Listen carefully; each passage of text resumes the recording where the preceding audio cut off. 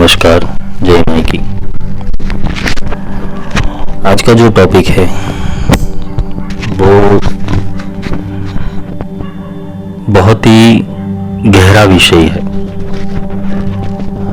उसके ऊपर हमारा चिंतन जाता नहीं है क्योंकि हमने उस दृष्टिकोण से कुछ देखने का प्रयास नहीं किया। तुम परमात्मा में रहते हुए भी परमात्मा से अलग हो, यही चीज कृष्ण ने गीता में कही थी कि हे अर्जुन, मैं सब में हूं, कोई मुझ में नहीं है। इसका अर्थ यही होता है कि तुम्हारा जो सोल ट्रैवलिंग हो गया है,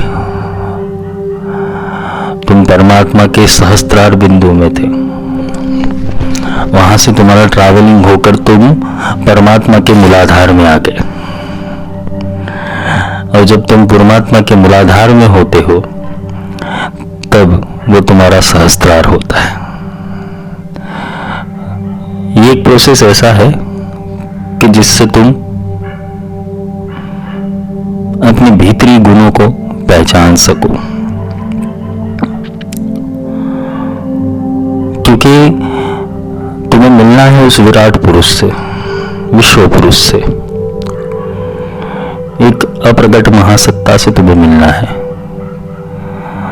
और अप्रगट महासत्ता तुम्हें तभी जाके मिलेगी जब तुम अप्रगट महासत्ता की सोच अपने दिमाग में लाओगे। पहले तुम्हारे मन में तो ऐसे विचार क्रिएट होने जरूरी है।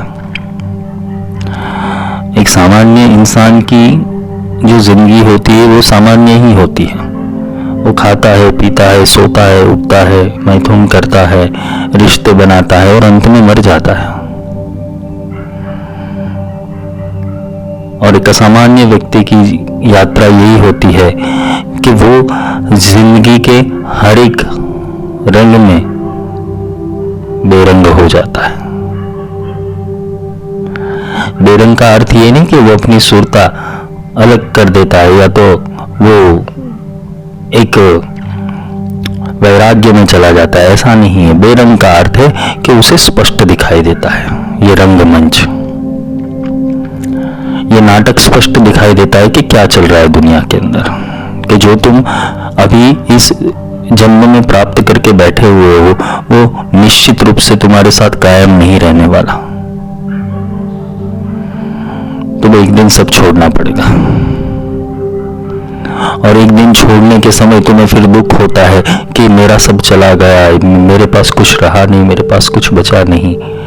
तो तुम्हारी आइडियोलॉजी जो थी तुमने चेंज ही नहीं की, तुम्हारा दृष्टिकोण बदला ही नहीं। क्यों?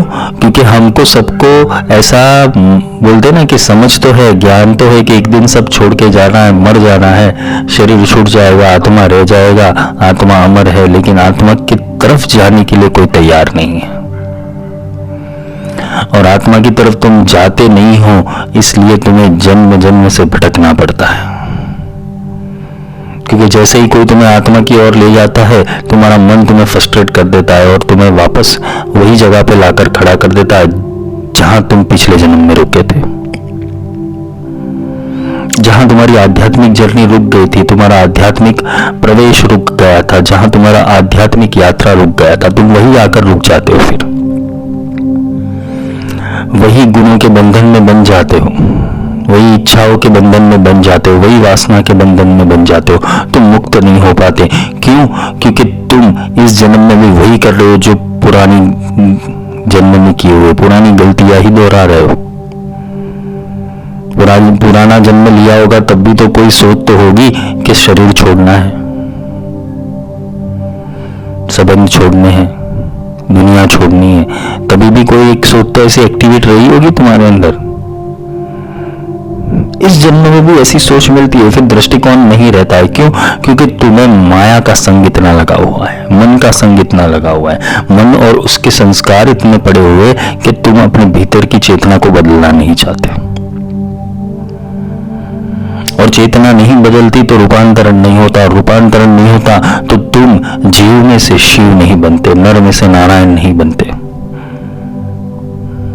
तुम्हारे भीतर शक्ति प्रकट नहीं होती, उसका एक मुख्य कारण यही है कि तुम बदलना नहीं चाहते।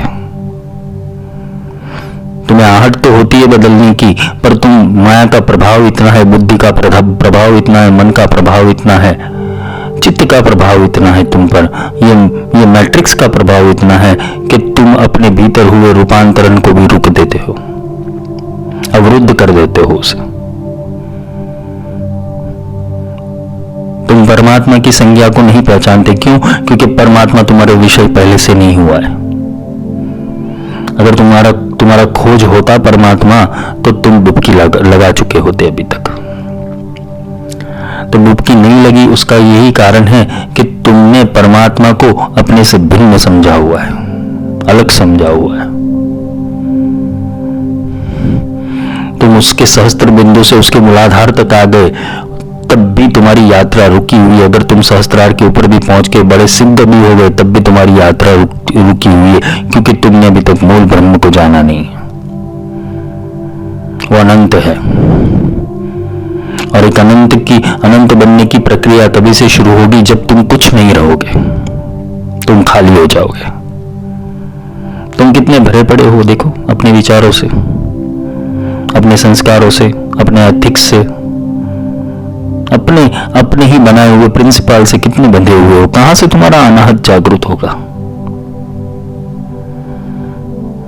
तुम्हारा अनाहत इसलिए जागृत नहीं होगा, अनाहत में अनहद नाद बचता है, और तुमने अनाहत को हद में बांधा हुआ है। तुमने अपनी ही दृष्टि से दुनिया को समझा हुआ है, परमात्मा की दृष्टि से नहीं समझा हुआ है। इसलिए तुम अभी तक परमात्मा में चैनलिंग नहीं हुए हो। तुम्हारी सुरता परमात्मा की नहीं हो पाई। उसका एक ही मुख्य कारण है, क्योंकि तुम अपने भीतर का रूपांतरण नहीं करना चाहते, तुम अपने भीतर में बदलाव नहीं करना चाहते। तुम अपनी परिस्थिति में अपने आप को आत्मा समझते ही नहीं है, तो परमात्मा भी क्या करें? तुम आत्मा के अस्तित्व को स्वीकारना ही नहीं चाहते हो। तुम्हें ऐसा है कि तुम्हें महसूस होता है वो, लेकिन उसका अस्तित्व स्वीकारते नहीं हो कि वो तुम्हें जगाता है, तुम्हें चलाता है, तुम्हारा जीवन निर्वाह करता है, तुम्हें एक बोलते हैं ना कि एक चांस देता है, एक मौका देता है कि तुम वापस परमात्मा रूप से प्रकट हो जाओ। यह प्रकट महासत्ता तभी जाके प्रकट होती कि जब तुम उसका कॉलिंग करो, जब तुम उसको पुकार लगाओ। तुम्हारी पुकार कैसी है उसके ऊपर निर्भर करता है कि तुम्हारा परमात्मा कैसा होगा।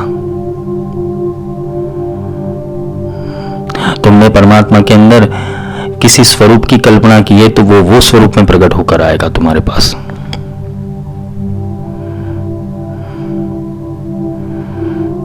किसी ने निराकार की कल्पना की है तो निराकार रूप से मिलेगा, किसी ने आकार की कल्पना की है तो आकार रूप से मिलेगा। जिसकी जैसी सोच है वैसे उसका परमात्मा मिलता है। पर यही बात है कि परमात्मा की पुकार सुने कौन? परमात्मा की पुकार कोई सुनना नहीं चाहता। तुम अपनी तो पुकार लगा लेते हो, तुम्हारी पुकार से परमात्मा भी आ जाते, लेकिन तुमने कभी परमात्मा की पुकार सुनी कि वो क्या कहना चाहता है? कभी वहां ध्यान दिया तुमने कि उसकी क्या सोच होगी तुम्हारे लिए? एक परम तत्व, परम चैतन्य अवस्था, वो तुम्हारे लिए क्या सोच सकती है? तुम उसकी संतान हो, तुम उसका अंग हो, तुम उसकी अभिन्नता हो, तुम उसका ही अंश हो, तुम उसका ही गॉड पार्टिकल हो।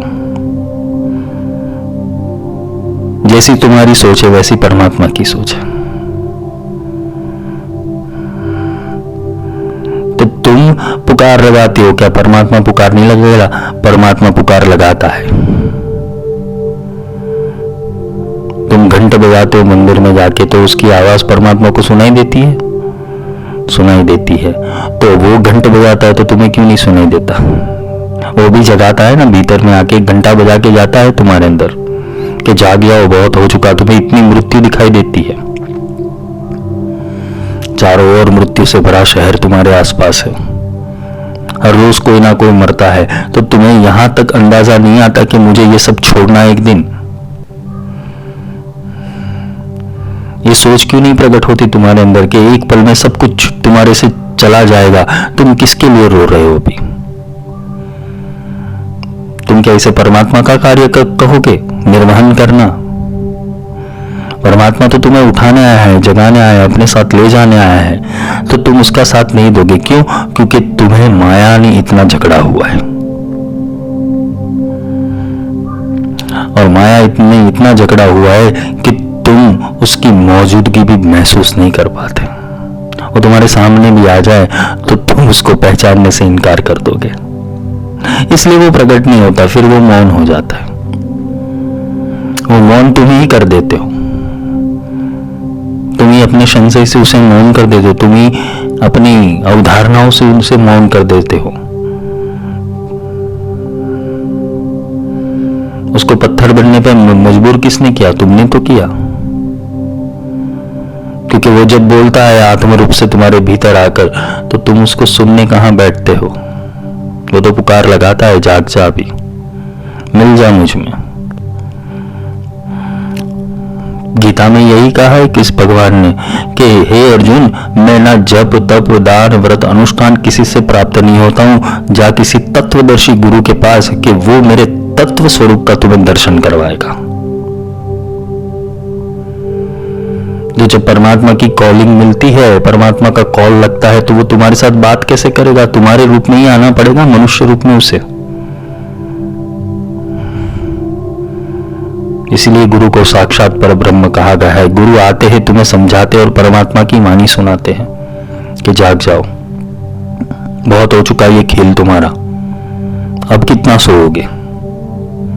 तुम्हारे भीतर वो अनंत शक्तियां पड़ी है, अनंत सिद्धियां पड़ी है, अनंत संभावनाएं पड़ी है, उसे जगाएगा कौन? गुरु तो जगाएगा, गुरु ही तो तुम्हें पुकार लगाता है। फिर परमात्मा गुरु को पुकार देते हैं और गुरु फिर अपनी आत्मा को पुकारते हैं, तब जाके तुम्हारा कॉलिंग संपन्न होता है, क्योंकि परमात्मा का मैसेंजर वो गुरु है। परमात्मा मैसेज कैसे डिलीवर करेंगे? व्हाट्सएप पर, फेसबुक पर? कहां डिलीवर करेगा परमात्मा? तुम्हारे भीतर करता है, तुम्हें दिखाई नहीं देता, तो सामने प्रतिबिंब खड़ा करना पड़ता है, इसलिए गुरु का अवतरण होता है,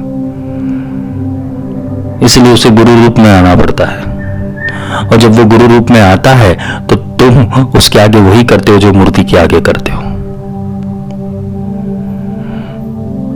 मूर्ति के आगे तुम्हारा निष्काम भाव प्रकट हो सकता है, गुरु के सामने नहीं हो सकता। क्यों? क्योंकि गुरु को तुम अपने स्वरूप का मानते हो कि ये भी एक मनुष्य है। गुरु को मानुष जान ही ते नर कहिए अंध।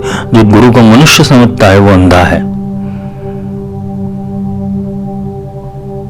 और गुरु गुरु में भेद है, गुरु गुरु में भाव, सो ही गुरु नित्य बंदी है। जो शब्द बता दो, सच्चा गुरु वही है कि जो शब्द बताए तुम्हें, जो मूल परमात्मा तक ले जाए, मूल नाद ब्रह्म तक ले जाए।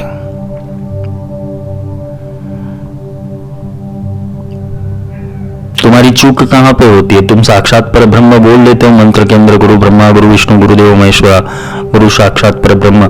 मंत्र तो रट्टा लगा देते हो, पर साक्षात पर ब्रह्म तुम्हारे सामने आ जाते तो वो समझ तुम्हें नहीं मिलती। फिर तुम उसके सामने भी ऐसे ही पेश आते हो, ऐसे ही तुम्हारा वर्तन होता है कि जैसे कोई सामान्य मनुष्य है। तुम उसको सामान्य गणोगे तो वो तुम्हारे लिए सामान्य हो जाएगा, और तुम उसको दिव्य गणोगे तो तुम्हारे लिए वो दिव्य हो जाएगा। गुरु इज लाइक योर रिफ्लेक्शन, वो तुम्हारा ही रिफ्लेक्शन है।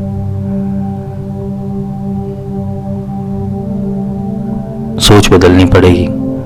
अगर तुम्हारा उत्थान करना है, तुम्हारा उद्धार करना है, तो तुम्हारी सोच बदलनी पड़ेगी। तुम्हें एक मनुष्य की सोच में से दूर होकर देवता की सोच में आना पड़ेगा, और देवता की सोच से ब्रह्म की सोच में आना पड़ेगा, और ब्रह्म से परब्रह्म की ओर जाना पड़ेगा। तभी जाके तुम्हारा मुक्ति संभव है। वरना लिख के रखो, तुम्हें मुक्त कराने कोई नहीं आएगा। परमात्मा तुम्हें मुक्ति नहीं दे सकता, मुक्ति देने वाले गुरु होते हैं।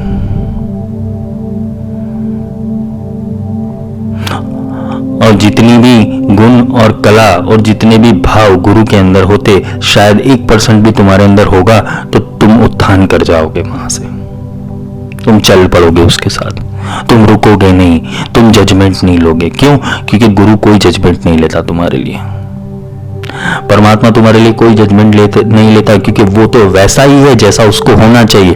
उसको कोई सिखा नहीं सकता कि तुम्हें कैसे बनना है।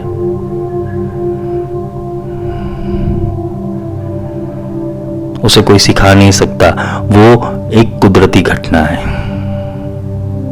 काफी आत्माएं आती है गुरु के पास, तो उसका होता क्या है, कितने सारे होते हैं शिष्य, तो बहुत बहुत कोई बन जाता है, लेकिन गुरु की सुरता में सुरता रख के चलने वाला कोई बहुत कम मिलता है, 1 या 2 मिलता है।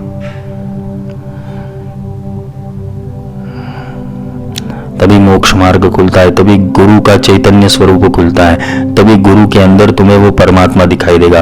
वरना तो तुम पत्थर पूजो और साक्षात को पूजो, एक ही होगा।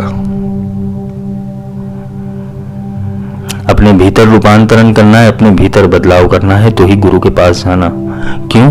क्योंकि गुरु तुम्हारी चेतना बदल देगा। गुरु सीधा ही ट्रांसफर कर देगा तुम्हारे अंदर परमात्मा, और फिर वो परमात्मा का, बोलते हैं ना कि परमात्मा के दिव्य गुण जब धारण करते हो तो मनुष्य को समझ में नहीं आता है कि क्या हो रहा है, क्योंकि परमात्मा तुम्हारे हृदय में 24 घंटे रहने लगता है। वो एक पल के लिए भी तुमसे अलग नहीं रहता है। फिर तो उसकी तो पुकार एक ही है कि मेरे पास आओ, मेरे पास आओ मेरे दोस्तों। एक किस्सा सुनो। कौन सा किस्सा? शेर वाला किस्सा। एक शेर था, भेड़ बकरियों में बचपन से वो खो गया था। तो भेड़ बकरियों से मिलने पर उसको लगा कि मैं भी भेड़ हूं, मैं भी बकरी हूं, तो वो रहने लगा। जैसे जैसे वो बड़ा हो गया, वो घास खाता था। जैसे जैसे वो बड़ा हुआ, उसका आकार बड़ा हुआ, तब जाके उसको शेर से मुलाकात हुई। दूसरे जंगल में दूसरे शेर थे, तो उससे मुलाकात हो गई। तो वो शेर ने पूछा कि तू बकरियों के साथ क्या कर रहा है, भेड़ के साथ क्या कर रहा है? तो बोले मैं बकरी हूं। वो शेर ने बताया तू बकरी नहीं है, तू शेर है। तो कि नहीं, मैं ही करता हूं। शेर भी उसे कहता है कि चल मेरे साथ। वो घबरा जाता है कि नहीं नहीं, तू मुझे खा लेगा। एक शेर दूसरे शेर को कैसे खा सकता है? पर वो घबराया हुआ था, क्योंकि उसके दिमाग में प्रतिबिंब वही था कि जिसकी संगति करता था ना, संगात संजायते कामम, जो जिसकी संगति करता था ना, उसको ऐसा ही लगता था मैं वैसा हूं। वैसे ही तुम मनुष्य की संगति करते हो तो तुम्हें ऐसा ही लगता है कि मैं कॉमन मनुष्य हूं। पर जब तुम गुरु की संगति करते हो तो तुम्हारे भीतर का चैतन्य ऊर्जा बदला जाता है। फिर तुम्हें अपने भीतर देवता के वास दिखाई देने लगते हैं, अपने भीतर का देवता दिखाई देने लगता है, अपने भीतर की चेतना दिखाई देने लगती है। ये संगति का स्पर्श है। तुम संगति जैसी करोगे वैसे तुम्हें स्पर्श मिलेंगे, वैसी ऊर्जा मिलेगी, वैसी एनर्जी फील्ड तुम्हारे आसपास क्रिएट होगी। अगर तुम्हारा संग गुरु से है, केवल और केवल गुरु से हो, तो तुम्हारे भीतर परमात्मा का प्रागट्य होने से कोई नहीं रोक सकता। क्योंकि गुरु तो चाहते ही है उसका आविष्कार करने के लिए कि अगर मैं चाहूं तो 1000 ब्रह्मा बना सकता हूं, 1000 विष्णु बना सकता हूं, 1000 शिव बना सकता हूं, लेकिन किसी को बनना हो तो ना, एक दूसरा ब्रह्मांड क्रिएट कर सकते। दत्तात्रेय ने परशुराम को वही तो विद्या सिखाई थी कि एक संकल्प से ब्रह्मांड की उत्पत्ति कैसे हो। पर तुम अपनी निजी अवस्था, तुम मनुष्य अवस्था को छोड़ नहीं सकते, तो परमात्मा कर भी क्या सकता है उसके लिए? तुम तो छोटी मोटी चीजों में घिरे हुए हो, तुम्हारी विशिष्ट भी छोटी छोटी है, तो परमात्मा क्या करेगा? गाड़ी बंगला रुपया पैसा बस इतना ही चाहिए तुम्हें, परमात्मा दे देगा। फिर क्या करोगे? नाम कमाओगे, शोहरत कमाओगे, और क्या करोगे?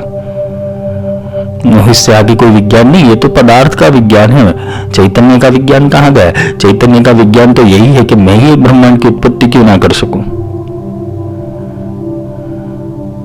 मैं परमात्मा क्यों ना बन सकूं। वो परमात्मा का कॉलिंग होगा तो ऐसी सूरत आएगी कि मुझ में भी परमात्मा प्रकट हो।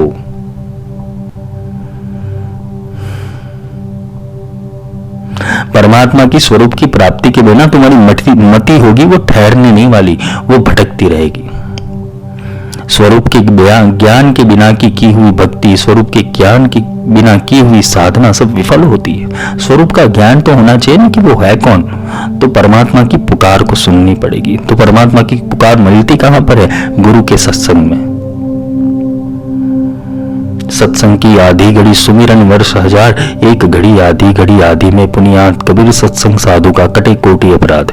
तुम्हारे करोड़ों अपराध है, वो काटेगा कौन? गुरु तो काटेंगे। कैसे काटेंगे? सत्संग से काटेंगे। गुरु तुम्हें वो याद दिलवाएंगे कि तुम कौन हो। वो याद इसलिए दिलवाते कि परमात्मा की पुकार लग गई, तुम्हारा नंबर आ गया है। तुमने कभी किसी जन्म में उसको पुकारा हुआ तो इस जन्म के अंदर वो गुरु रूप में आकर तुम्हें पुकार लगा देगा।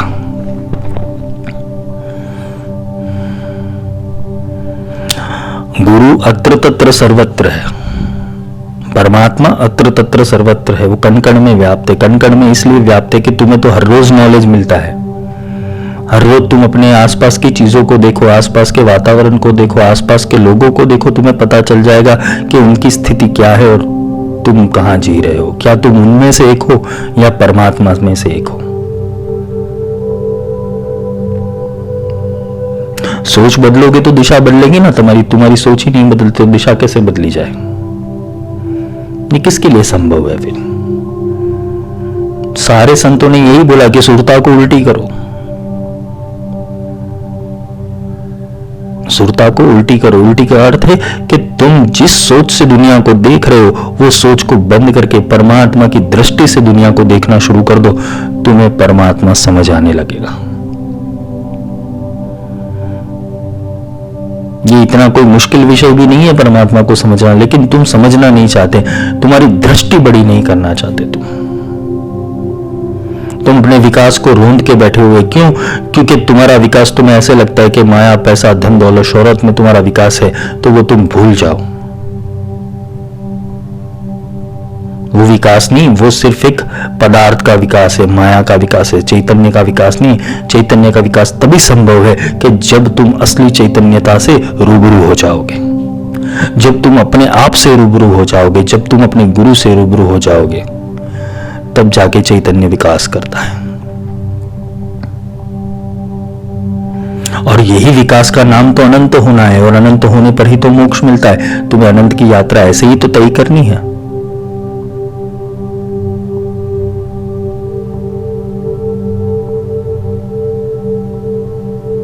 तुम्हारे अंदर माइक्रो लेवल के ऊपर कोडिंग हुआ है।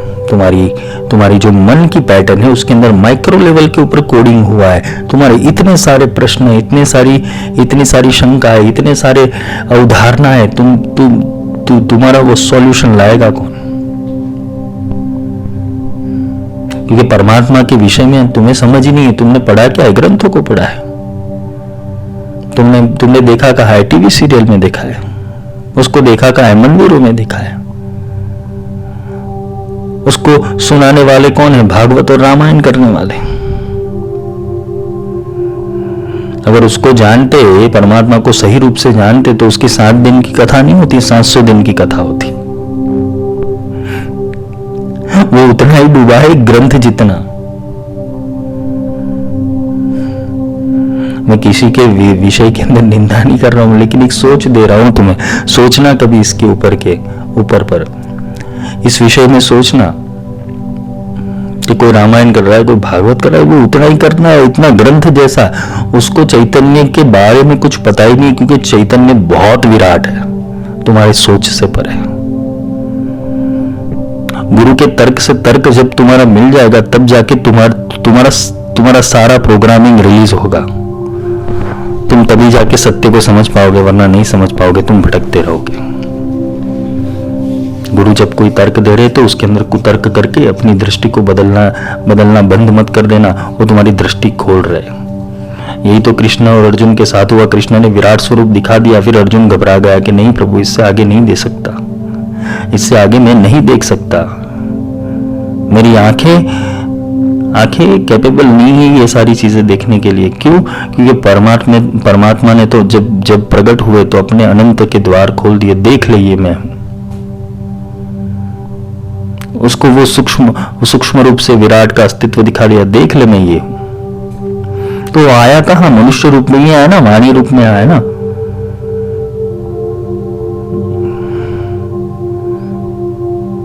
वो वाणी रूप में तो आया, वो गीता रूप में तो आया। गोविंद आया कहां से? गीता रूप में आया ना। उसने गीता नहीं कही होती तो तुम उसको भगवान नहीं मानते।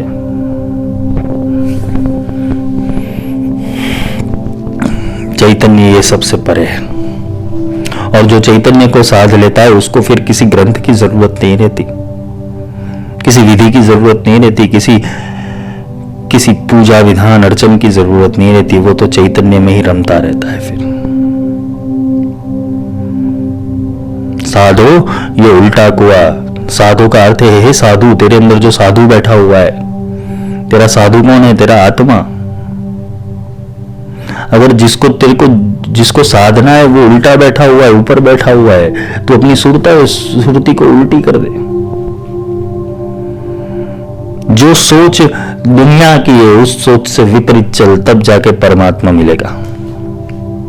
और ये बात याद रखना, प्रेम के बिना वो संभव ही नहीं है। अगर तुम्हारी रुचि नहीं है, तुम्हें प्रेम नहीं है, तुम्हें परमात्मा से लगाव नहीं है, अपनापन नहीं है, वो नहीं मिलेगा तुम्हें। भटकते रहो फिर।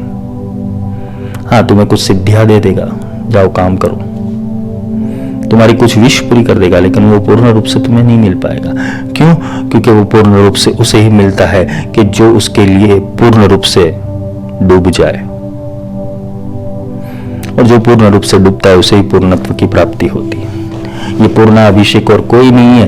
पूर्णाभिषेक तभी शिष्य के ऊपर किया जाता है जब वो पूर्ण रूप से गुरु तत्व के अंदर डूब गया हो, भगवती के तत्व के अंदर डूब गया हो।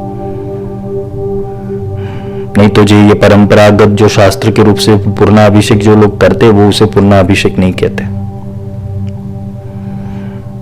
वो सिर्फ एक मेथड है समझाने के लिए। पूर्णाभिषेक तो यही है कि जिस दिन तुमने गुरु के भीतर की ऊर्जा को साध लिया, गुरु के भीतर रहे हुए परमात्मा को साध लिया, 24 घंटे वो फाइल्स ट्रांसफर होती रहेगी, और तुम्हारे ऊपर वो प्रेम की वर्षा, वो आशीर्वाद की वर्षा, वो कृपा की वर्षा, वो करुणा की वर्षा 24 घंटे होती रहेगी।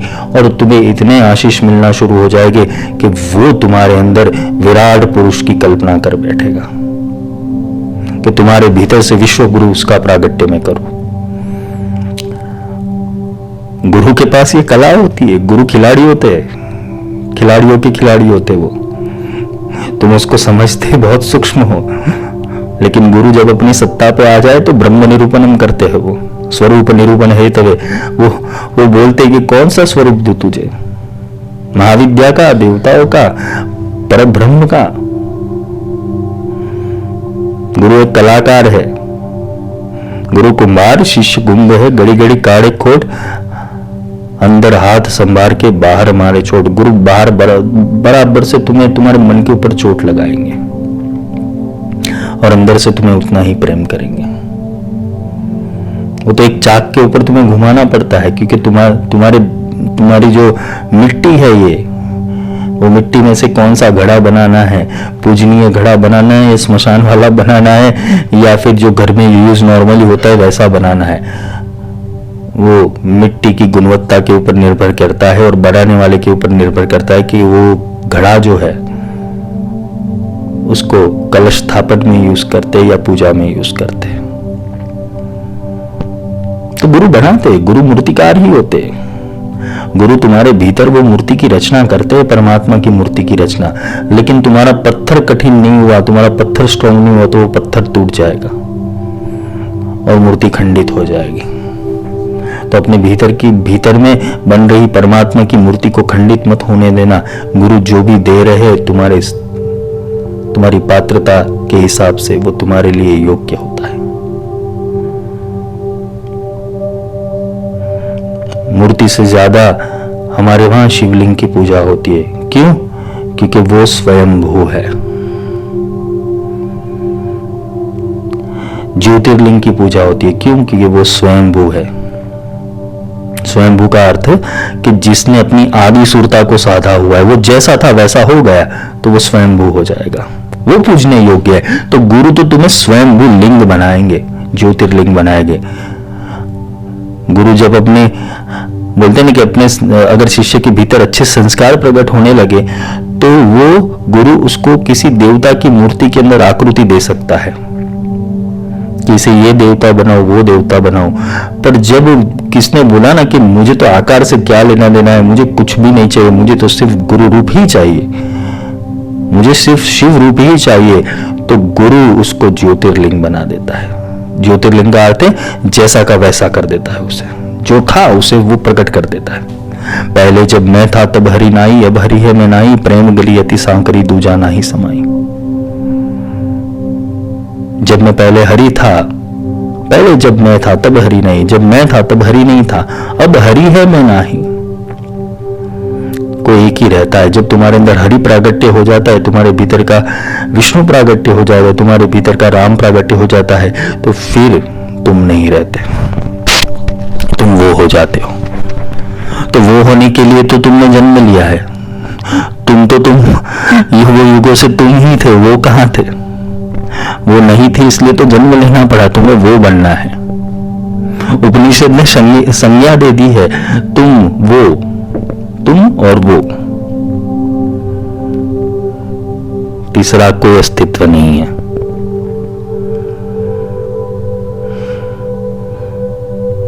गुरु भी अपनी अनंत सिद्धियों या अनंत शक्तियों के साथ उसमें ही अवतरित होते कि जिसने ये रूपांतरण को स्वीकार कर लिया हो। परमात्मा भी अपनी शक्तियों के साथ, सिद्धियों के साथ उसके अंदर ही उतरते जिसने ये रूपांतरण को स्वीकार किया हो।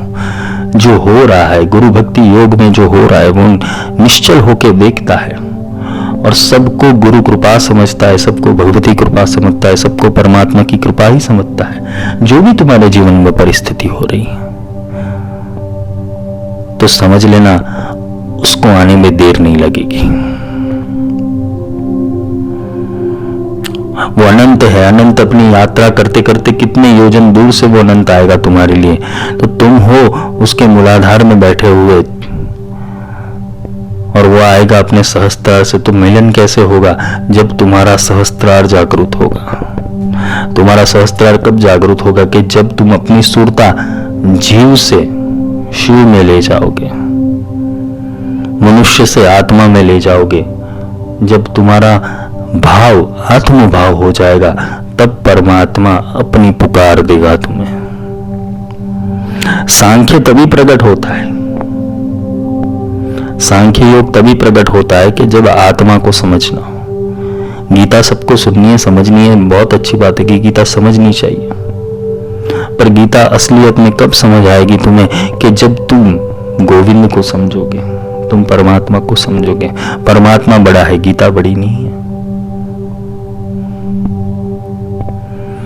परमात्मा के मुख से तो ऐसे हजारों गीताएं रोज प्रकट होती है। तुम कौन सी गीता की बात करते हो? हजारों ब्रह्मांड की हजारों गीताएं हैं। पहले सांख्य योग सांख्य तो बनो। सांख्य का अर्थ है पहले सखा भाव रखो। सखा भाव रखने के बाद जो परमात्मा है वो जो परमात्मा में तत्व विराजमान है वो मेरे मुझ में भी है, ऐसी सोच तो रखो। मैं उसका अंश हूं तो मैं उसके जैसा बन सकता हूं, ऐसी सोच तो रखो। तुम्हारी सोच को क्या हो गया है? तुम्हारे दृष्टिकोण को क्या हो गया है? इसलिए वो तुमसे अलग है, क्योंकि तुम उसको अलग समझते हो, तुम उसे कोई अदर एलिमेंट समझते हो, इसलिए वो भीतर प्रकट नहीं होता।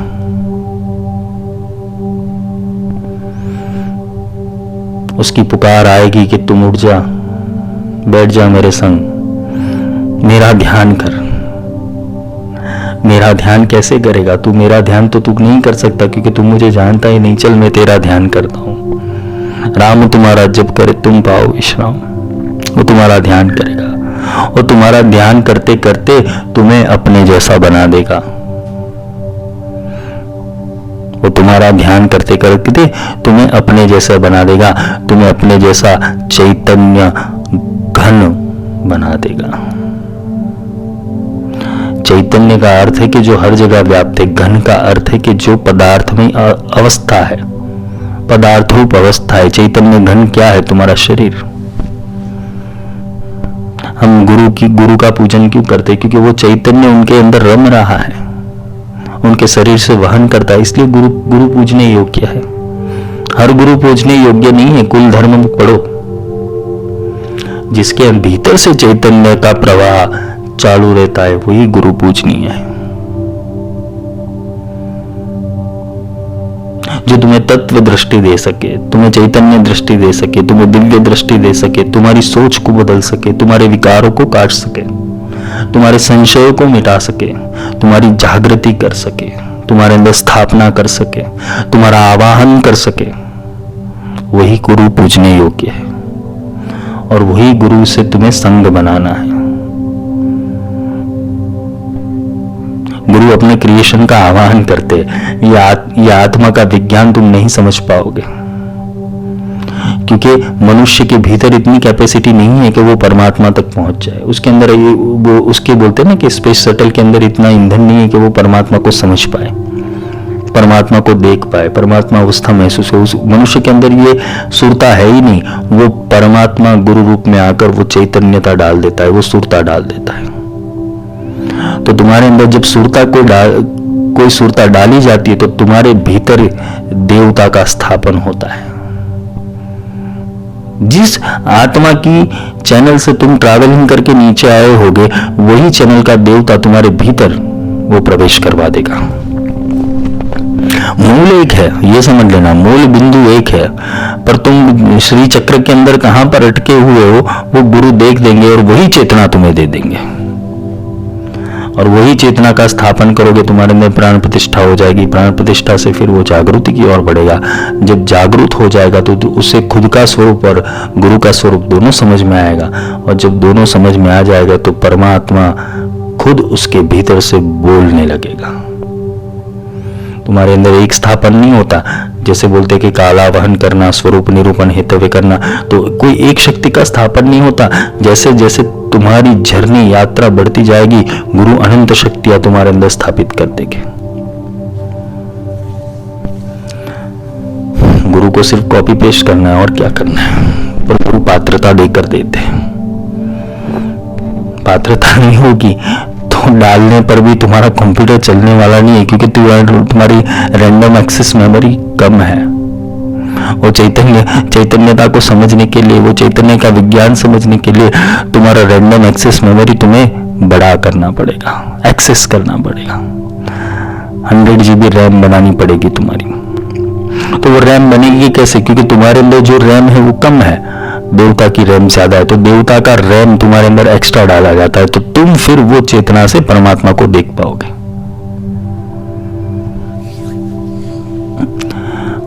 इसीलिए कुल धर्म के अंदर या तो हमारे शास्त्रों में बोला गया है कि गुरु की सेवा करने के लिए ब्रह्मा विष्णु महेश भी आते हैं।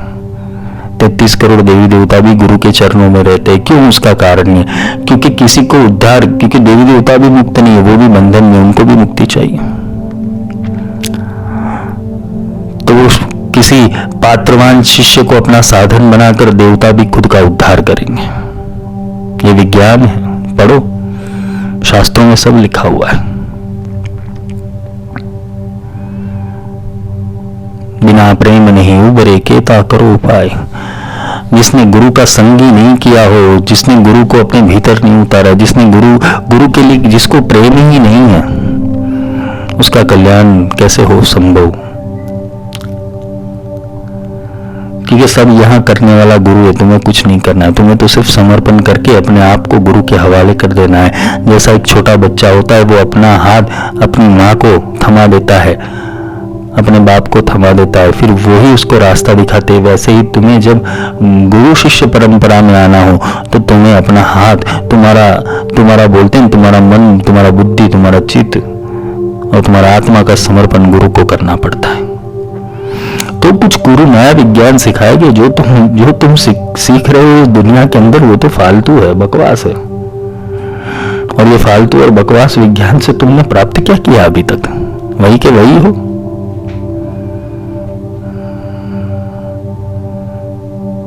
जागृति करनी है। जागृति तभी संभव है कि जब कोई जागृत मिले तुम्हें। यहाँ तो सब माया में सुलाने वाले मिलेंगे तुम्हें, क्रियाएं सिखाने वाले मिलेंगे, विधि विधान सिखाने वाले मिलेंगे, कोई तुम्हें जगाने वाला नहीं मिला अभी तक। और गुरु का काम है जगाना, और जो तुम सीखे उसको भुलाना। तो परमात्मा का कॉलिंग समझे, परमात्मा तुम्हें जगाने आएगा, तुम्हें चेष्टा करेगा बार बार। बोलते हैं ना कि अगर उसने ठान ली है उसने तुम्हें चॉइस कर लिया तो तुम्हारा बचना असंभव है। फिर तुम उसको चॉइस करते हो तब तक ठीक है। तुम भगवान को तो हर कोई चॉइस करता है कि मुझे भगवान चाहिए, पर गलती से भगवान ने तुम्हें चॉइस कर लिया तो फिर बोलते ना तुम्हारा ट्रांसफॉर्मेशन होकर रहेगा। ये जन्म में नहीं तो अगले जन्म में, अगले जन्म में नहीं तो उसके आगे के जन्म में, वो तो होने ही वाला है। तुम कितना भागोगे? इससे अच्छा एक बार समर्पण करना है, कर दो।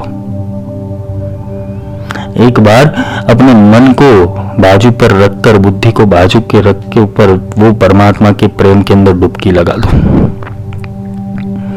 फिर वो ही रहेगा, तुम नहीं बचोगे। जब वो रहता है तो सब अपनी संपदा, सब अपनी आध्यात्मिकता, सब अपनी चैतन्यता और सारी शक्तियों के साथ वो तुम्हारे भीतर रहता है। तो परमात्मा की पुकार ये थी। आज का विषय यहां पर अंत करते हैं।